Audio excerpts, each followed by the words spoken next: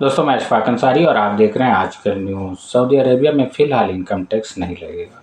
दरअसल Saudi Arabia के वज़ीर ख़जाना फाइनेंस मिनिस्टर इन दिनों वर्ल्ड इकोनॉमिक फोरम में हिस्सा ले रहे हैं।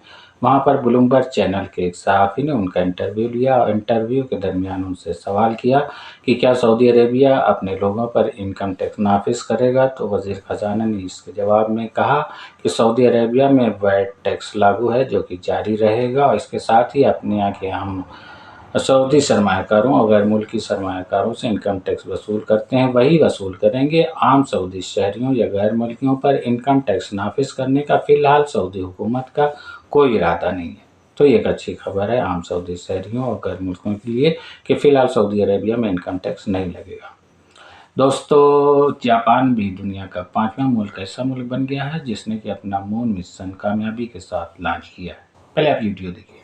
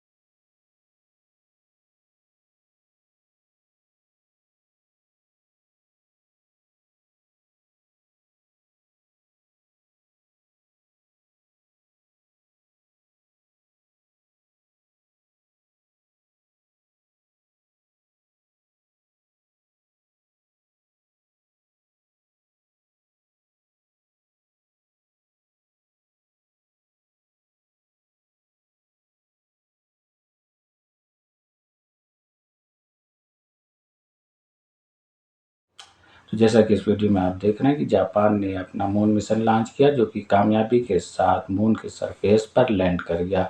इसके साथ ही जापान ऐसा करने वाला दुनिया का 5वां मुल्क बन गया। इससे पहले अमेरिका, रूस, चाइना, इंडिया ऐसा कर सके थे।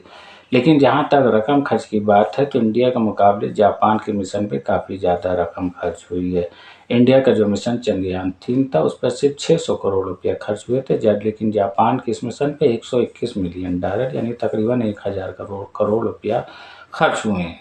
और इसके साथ ही जो चंद्रयान-3 मिशन था वो मून के साउथ पोल पर लैंड किया था जो कि काफ़ी मुश्किल काम माना जाता है, जबकि जापान का ये लैंड रोवर मून के सेंट्रल एरिया में इसने लैंड किया है।